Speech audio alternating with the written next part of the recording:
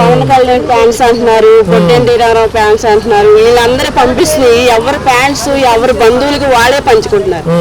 నిన్న బకెట్లు పంచుతున్నారని ఎమ్మెల్యే గారు వచ్చారు, మేము వెళ్ళాం. అంటే బాండవమ్మ గారు ఎమ్మెల్యే గారు వచ్చారు, మేము వెళ్ళాం. పంచుతున్నారు బకెట్లు అని వెళ్తే ఒకేసారి తోసేసేటప్పటికి కాళ్ళలో పడిపోయానండి.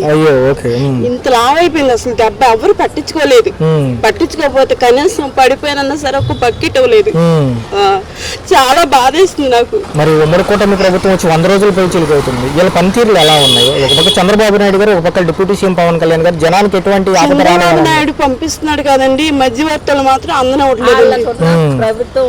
కాకపోతే ఏంటంటే ముఖ్యమంత్రినే తిడుతున్నారు. ఎలా వచ్చాడు, ఎలా చేశాడు, ఒక్కోళ్ళకి ఇస్తున్నారు, ఒక్కోళ్ళకి ఇవ్వట్లేదు. ఏంటంటే ఆయన మధ్యవర్తులకి ఇస్తున్నాడు కాబట్టి వాళ్ళు మాత్రం మనకి అందజేయట్లేదు. ఒక 90%లోకి 50% పంచుతున్నారు.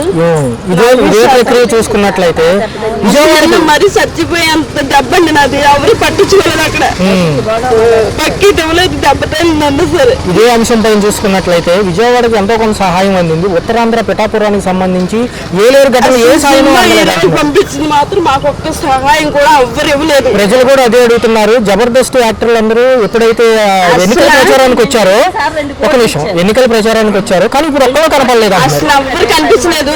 ఫలాని ఫ్యాన్స్ వాళ్ళు మేము ఇస్తున్నామని కూడా మాకు ఏ ఫ్యాన్స్ వాళ్ళు కూడా ఒక ఎచ్చం గానీ ఒక బియ్యం కానీ ఎవ్వరు ఇవ్వలేదు. ఒక స్టోర్ మాత్రం స్టోర్ బియ్యం అందినాయి మాకండి. వాస్తవంగా చెప్తున్నాను. బళ్ళిపోయినాయి. మగోళ్ళకి పనులు లేవు, ఆడోళ్ళకి వ్యాపారాలు లేవు.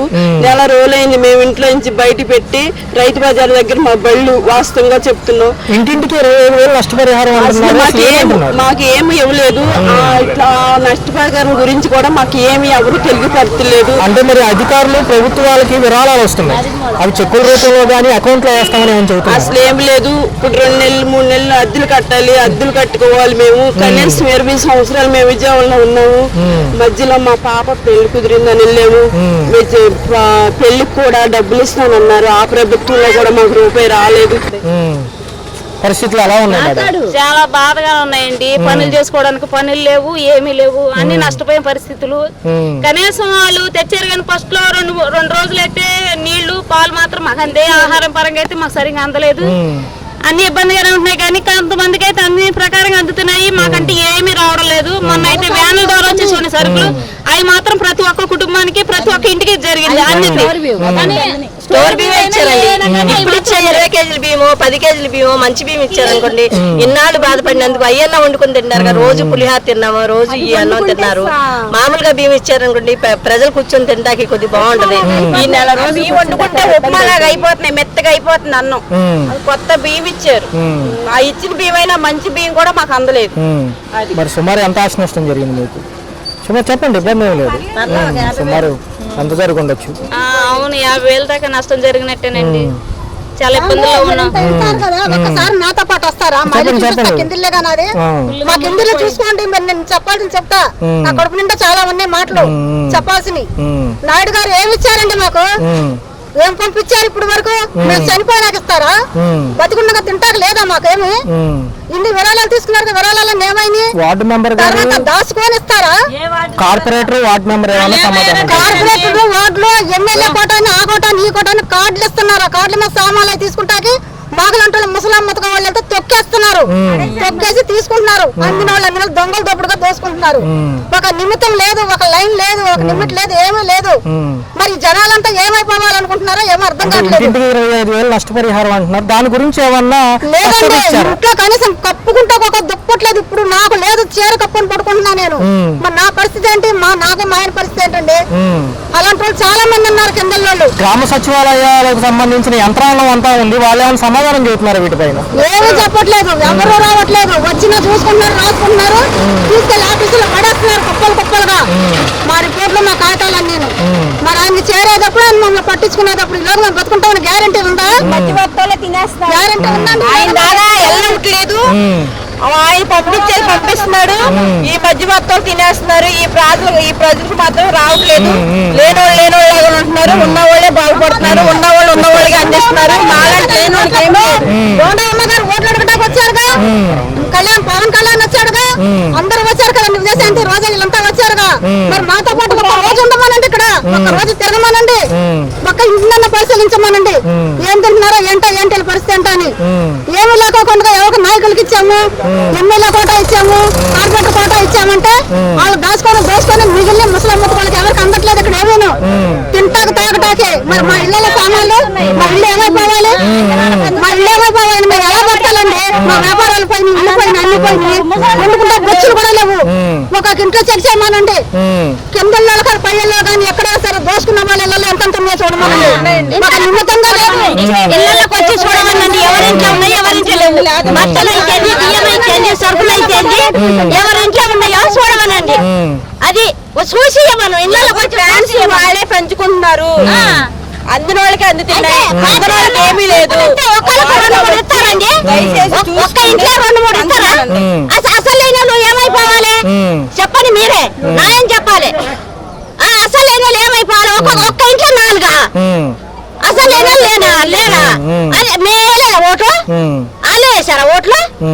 అది పై వాళ్ళు వేయలేదా ఓట్లు? ఎవరు కింద వేసారా? కింద వాళ్ళకైనా అందిన వాళ్ళకి అంతనే, అందిన వాళ్ళకి అంతలేవు.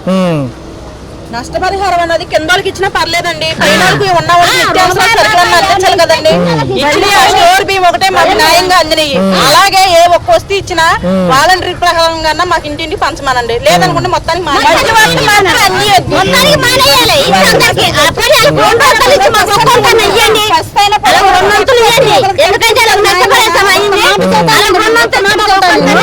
కిందల్లో 4 ఉంటే పైల్లో ఒకరు ఉన్నారు. ఒక కుటుంబం వెళ్ళి 4 కుటుంబాలు వెళ్ళి ఒక కుటుంబంలో అక్కడ ఇరుక్కొని ఉన్నాం. వాళ్ళు మాకు స్థానం ఇవ్వబట్టే కదా మేము బతికి బయటపడ్డాము. వాళ్ళు ఇవ్వకపోతే మేము నెలలో కొట్టుకుపోతాంగా. మరి వాళ్ళు ఏం పాపం చేశారండి? మాకు ఆశ్రయిస్తాం పాపం చేశారా? కనీసం మాకు రూపాయి ఇచ్చినప్పుడు 10 రూపాయలు ఇవ్వాలిగా, వాళ్ళకి 10 రూపాయలు ఇవ్వాలిగా సార్. న్యాయం చేయండి మీరు, న్యాయం చేయండి మీరు, అందరికీ న్యాయం చేయండి. అపార్ట్మెంట్లు ఉన్నాయా? 4 కుటుంబాలు ఒక ఇంట్లో దక్కున్నాం మేము. వాళ్ళకి లేకపోయినా మాకు ఇచ్చారు స్థానం.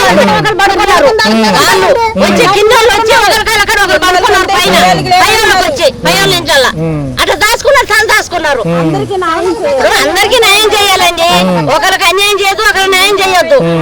కానీ వాళ్ళకు రూపాయి ఇచ్చి సరుకులు సామాన్లు పోయినాయి అనుకో, వాళ్ళు కొంత ఇచ్చి మనకు కొంత ఇయ్యింది. మేము కాదని అంటలేము. మేము అసలు నష్టపరిహారం నిత్యావసర సరుకులు తెచ్చుకోవడానికి కూడా స్తోమత లేదండి. పనులు లేక వస్తు పోయిందని చెప్పుకోవడానికి నోరు రావట్లేదు. అన్ని వస్తువులు పోయినాయి. అంచేత మనం న్యాయం చేయాలా?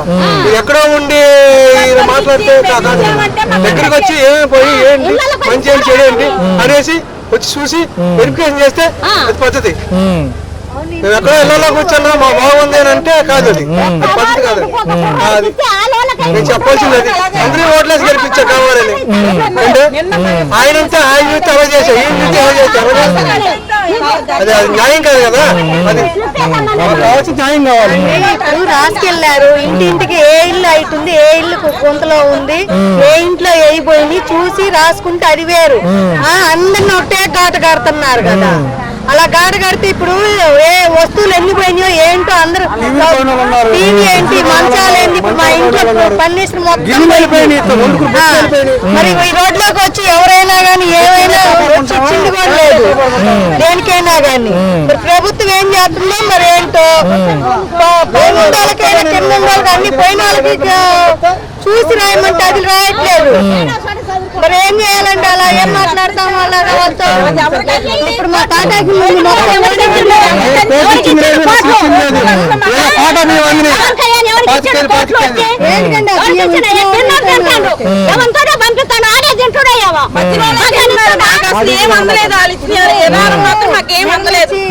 ఇల్లు పడిపోయి ఏం చేస్తున్నారండి? అవి చూడకుండా రాయకుండా ఉన్నారు.